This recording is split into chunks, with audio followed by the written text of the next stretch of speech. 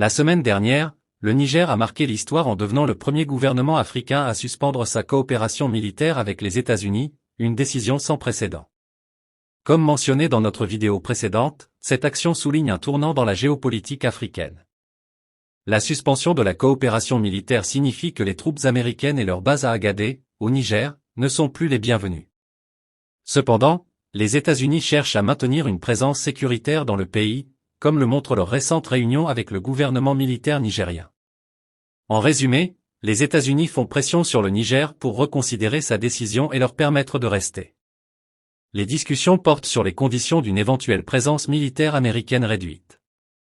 Il reste à voir si le gouvernement militaire nigérien accédera à leur demande ou maintiendra sa position.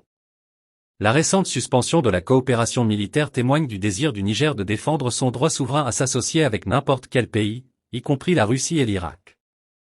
Cette décision envoie un message clair aux États-Unis selon lequel leur influence dans la région est désormais limitée.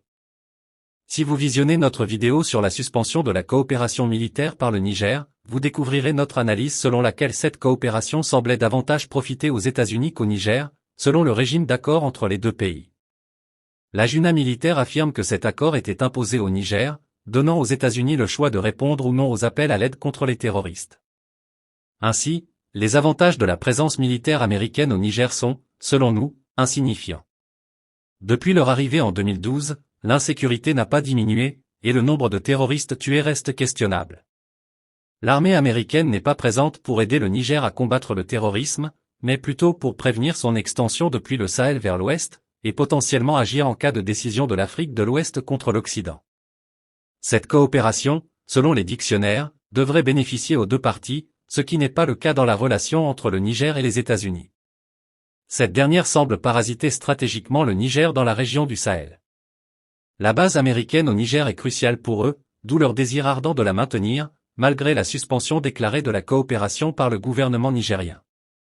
Cependant, le gouvernement nigérien n'a pas encore communiqué de mesures techniques pour contraindre le départ des forces américaines. Malgré la déclaration publique de suspension de la coopération, les États-Unis semblent nourrir l'espoir de rester dans le pays.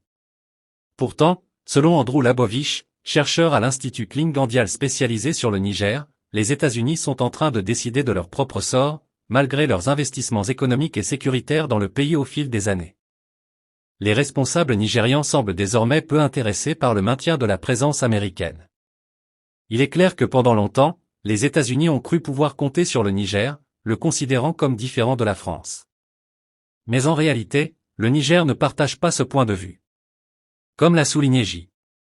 Peter Pham, ancien envoyé spécial américain pour la région du Sahel, la dynamique régionale a changé, et les affaires ne se déroulent plus comme avant. Il est maintenant impossible pour un pays étranger, même parmi les plus pauvres et les moins avancés comme le Niger, d'approcher les gouvernements africains avec des conférences sur la démocratie sans d'abord prendre en compte leurs intérêts stratégiques et leurs préoccupations immédiates. Ces deux responsables ont raison dans leur évaluation de la situation. Comme l'a souligné Peter F., les choses ont changé depuis longtemps. Auparavant, l'Occident dictait les termes de la coopération avec les pays africains, sans tenir compte de leurs exigences. Mais les nouveaux dirigeants militaires sont différents. Ils sont décrits comme sophistiqués, ce qui indique une évolution dans l'approche des affaires internationales. Les États-Unis comprennent qu'ils ne traitent plus avec les anciens dirigeants africains.